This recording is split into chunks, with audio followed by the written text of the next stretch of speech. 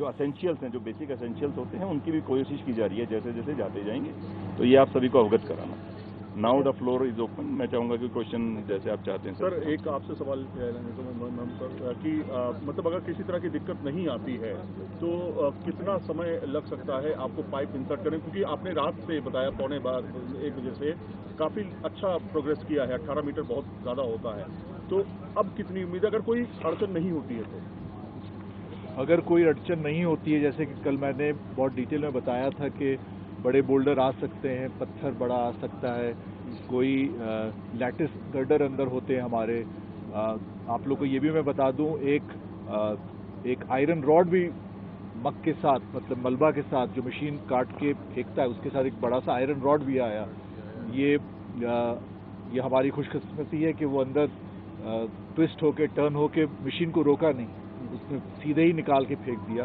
तो बड़ी सारी अड़चनें आ सकती है, लेकिन अगर ना आए, और उम्मीद करते हैं कि अगले देर रात्रि तक या कल सवेरे सवेरे कुछ अच्छी खबर हम सबको मिले, और हम सब जो हम अपनी मेहनत इतनी की है, सबने इतनी सब्र से इतने दिन अभी गुजारे काटे हैं, ये खुशी का मौका जल्द से जल्द देखने को मिलेगा। इसमें सर 18 मीटर की जो हमारी प्रोग्रेस हुई है, एग्जैक्ट इसमें कितना टाइम लगा है?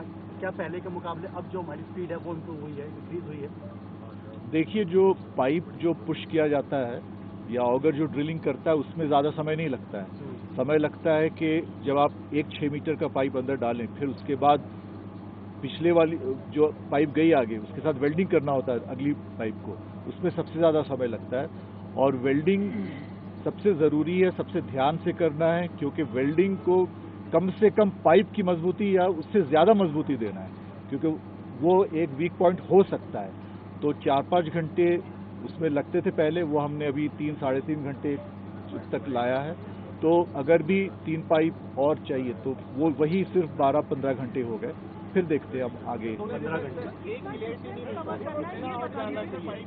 कितना और जाना है अभी, कितना बचा हुआ है? हमने 39 मीटर जैसे हमने बोला अब हम कर लिए हैं। तो हमारा जो भी अंदाज है, अनुमान है, जैसे फूड पाइप भी हमने पहले भेजा है, तो 57 मीटर तक हमें उम्मीद है कि हम ब्रेक थ्रू कर पाएं।